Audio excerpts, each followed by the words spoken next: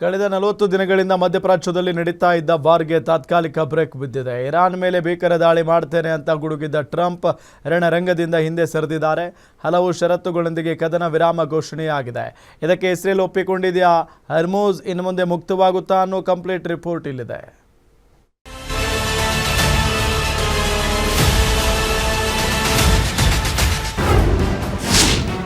America Iran ಯುದ್ಧ 2 ವಾರ ಕದನ ವಿರಾಮ.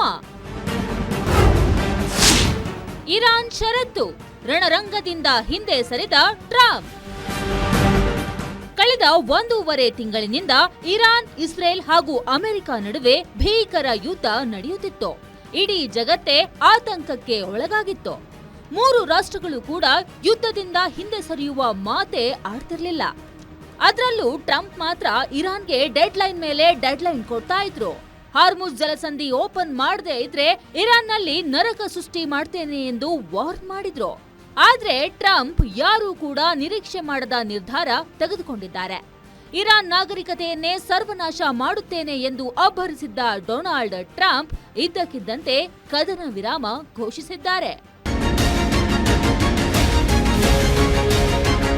ಅಮೆರಿಕ ಇಸ್ರೇಲ್ ಯುದ್ಧವನ್ನ ಕೊನೆಗಾಣಿಸಲು ಇರಾನ್ ಪಾಕಿಸ್ತಾನದ ಮೂಲಕ 10 ಅಂಶಗಳ ಪ್ರತಿಕ್ರಿಯೆಯನ್ನ ಕಳುಹಿಸಿದ್ದು, ಇದಕ್ಕೆ ಅಮೆರಿಕ ಒಪ್ಪಿಕೊಂಡಿದೆ. ಹಾಗಾದ್ರೆ ಯುದ್ಧ ನಿಲ್ಲಿಸಲು ಇರಾನ್ ಹಾಕಿರೋ ಷರತ್ತುಗಳೇನು ಅನ್ನೋದನ್ನ ನೋಡೋದಾದ್ರೆ,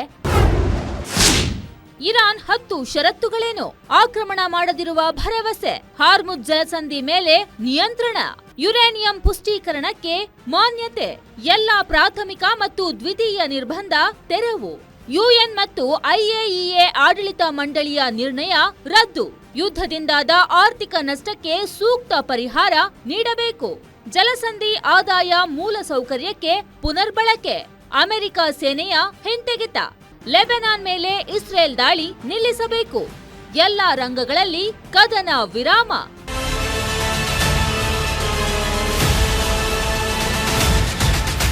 ಇಷ್ಟೆಲ್ಲ ಷರತ್ತುಗಳ ಮೇಲೆ ಇರಾನ್ ಮತ್ತು ಅಮೆರಿಕ ತಾತ್ಕಾಲಿಕ ಕದನ ವಿರಾಮವನ್ನೇನೋ ಘೋಷಣೆ ಮಾಡಿಕೊಂಡಿದೆ. ಆದ್ರೆ ಇಸ್ರೇಲ್ ಮಾತ್ರ ಇದಕ್ಕೆ ಸೊಪ್ಪಾಕಿಲ್ಲ. ಇರಾನ್ ಮೇಲೆ ದಾಳಿಯನ್ನ ಮುಂದುವರೆಸಿದೆ.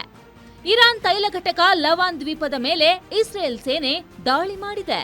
ಇತ್ತ ಇರಾನ್ನಿಂದಲೂ ಯುಎಇ ದೇಶದ ಮೇಲೆ ಕ್ಷಿಪಣಿ ದಾಳಿಯಾಗಿದ್ದು, ಯುದ್ಧ ನಿಂತಿದ್ಯೋ ಇಲ್ವೋ ಎಂಬುದೇ ಪ್ರಶ್ನೆಯಾಗಿದೆ.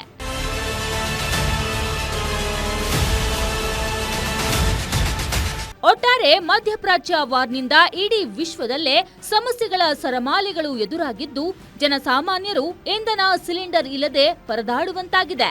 ಏನ್ಮುಂದೆಯಾದ್ರೂ ಜನರ ಸಂಕಷ್ಟ ದೂರವಾಗುತ್ತಾ ಅನ್ನೋದನ್ನ ಕಾದು ನೋಡಬೇಕಿದೆ. News desk, guarantee news.